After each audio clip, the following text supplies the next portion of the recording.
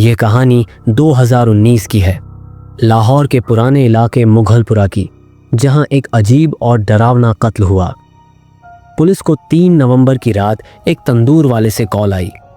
साहब, यहाँ कुछ अजीब हो रहा है।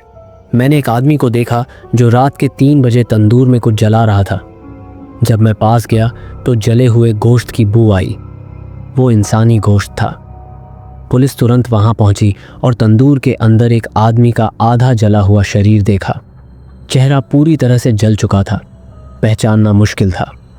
सिर्फ एक हाथ बचा था जिसमें एक छोटी सी अंगूठी थी। एक रिक्शा वाला जो उस वक्त वहां से गुजरा था, उसने बाद में पुलिस को एक अजीब बात बताई। मुझे पहले से लग रहा था कि कुछ बुरा होने वाला है। रात को उस गली से गुजरते वक्त हमेशा ऐसा लगता था जैसे कोई मुझे देख रहा हो। कत्ल का पहला सुराग पुलिस ने सबसे पहले तंदूर मालिक से पूछा। वो आदमी कौन था जो कुछ जला रहा था, लेकिन वो शख्स बस एक ही जवाब दे रहा था। वो कोई आदमी नहीं था, वो कोई और चीज़ थी। उसकी आंखें लाल थीं। ये सुनकर पुलिस ने पहले इसे अफवाह समझा, लेकिन जब फॉरेंसिक रिपोर्ट आई तो सबके होश उड़ गए। ये शरीर किसी एक इंसान का नहीं, बल्कि 3 अलग अलग लोगों का है। यानी ये किसी सीरियल किलर का काम हो सकता था। और सबसे अजीब बात ये थी, वो अंगूठी जो हाथ में थी, वो किसी मरे हुए शख्स की पहचान का पहला और आखिरी सबूत बन सकती थी।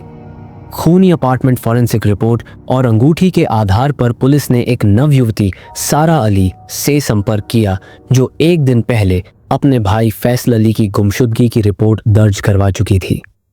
जब पुलिस उसके घर पहुंची तो उसने कहा, मेरे भाई की एक दोस्त थी निदा, जो उसे अक्सर एक पुराने खंडहर वाली जगह बुलाती थी।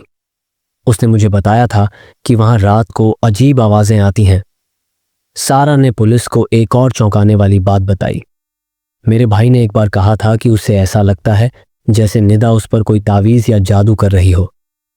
पुलिस ने तुरंत उस खंडहर का पता लगाया जो मुगलपुरा के एक छोड़े हुए अपार्टमेंट में था। जब पुलिस वहां पहुंची तो वहां का नज़ारा एक हॉरर फिल्म से कम नहीं था। दीवारों पर खून के हाथों के निशान, जमीन पर काले जादू का सामान और एक खंडहर के अंदर एक डरावनी तस्वीर जिसमें 3 लोगों के चेहरे कटे हुए थे। और एक कोने में एक पुरानी डायरी पड़ी थी जिसमें लिखा था, अगर यह तस्वीर कभी पूरी हो गई तो मुझे कोई नहीं रोक सकेगा। निदा की हकीकत जब पुलिस ने निदा का बैकग्राउंड चेक किया तो ये बात सामने आई कि उसका असली नाम निदा जावेद था और वह 10 साल पहले एक हत्या के मामले में फरार थी। उसने पहले भी अपने प्रेमी को काला जादू कर बलि चढ़ाने की कोशिश की थी। सारा अली ने पुलिस को एक और खौफनाक बात बताई। मेरे भाई फैसल ने मुझसे कहा था कि निदा हर शुक्रवार की रात एक अजीब सा तावीज़ बनाकर किसी को देती थी, और जिसने भी वो तावीज़ लिया वह गायब हो गया।